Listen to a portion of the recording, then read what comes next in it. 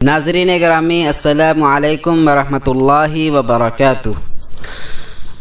آج ہم لوگ ایک نئی کتاب کی شروعات کرنے جا رہے ہیں اور اس کتاب کا نام قصص النبیین جز خامس ہے۔ ہم لوگ اس سے پہلے بہت ساری کتابیں پڑھ چکے اور انشاءاللہ آئندہ پڑھتے رہیں گے، لیکن آج ہم لوگ ایک نئی کتاب کی شروعات کر رہے ہیں۔ تو یہ کتاب جو ہے بہت سہل ہے، اور اگرچہ اس میں عبارت نہیں لگا ہوا ہے، اعراب نہیں لگا ہوا ہے، لیکن پھر بھی یہ کتاب جو ہے بہت ہی آسان ہے، آسان طرز میں اس کو لکھا گیا ہے، قصص رابع سے بالکل ہی آسان ہے۔ تو ہم لوگ اس کو پڑھیں گے اور چلیے شروع کرتے ہیں۔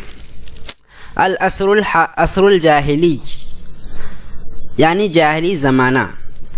العصر الجاہلی سے کیا مراد ہے؟ العصر الجاہلی اس زمانے کو کہتے ہیں جس میں کہ کوئی نبی نہیں بھیجے گئے تھے، یعنی حضور صلی اللہ علیہ وسلم اور عیسیٰ علیہ السلام کے درمیان کا جو وقفہ تھا اس میں کوئی نبی مبعوث نہیں ہوئے تھے، تو اسی زمانے کو عصر الجاہلی سے تعبیر کیا گیا ہے۔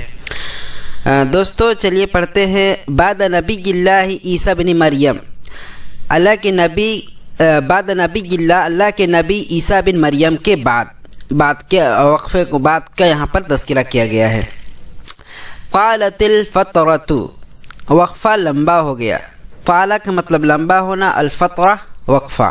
وقفہ سے مراد یہاں پر ہے اس وقفے کو بیان کیا گیا ہے جس میں کہ عیسیٰ علیہ السلام اور محمد صلی اللہ علیہ وسلم کے درمیان کا جو وقفہ تھا، اس کے درمیان بہت دن ہو گئے تھے اور اس میں کوئی نبی مبعوث نہیں کیے گئے تھے، تو اسی کو یہاں پر فترہ کہا جاتا ہے، یعنی زمانہ۔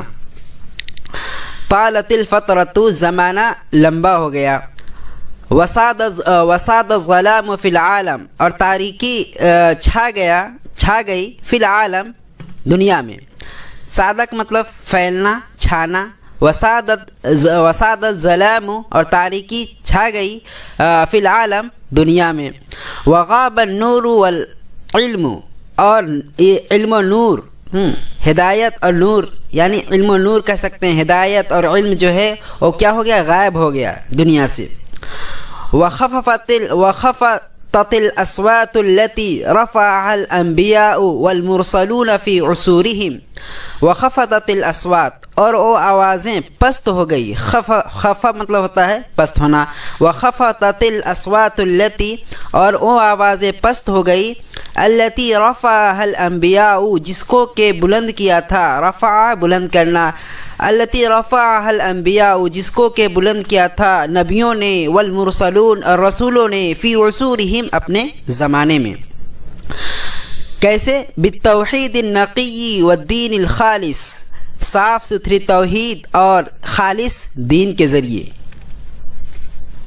فی صیحات الجہل والظلام، فی صیحات الجہل والضلالۃ، الضلالۃ التي صاح بها المحترفون والدجالون۔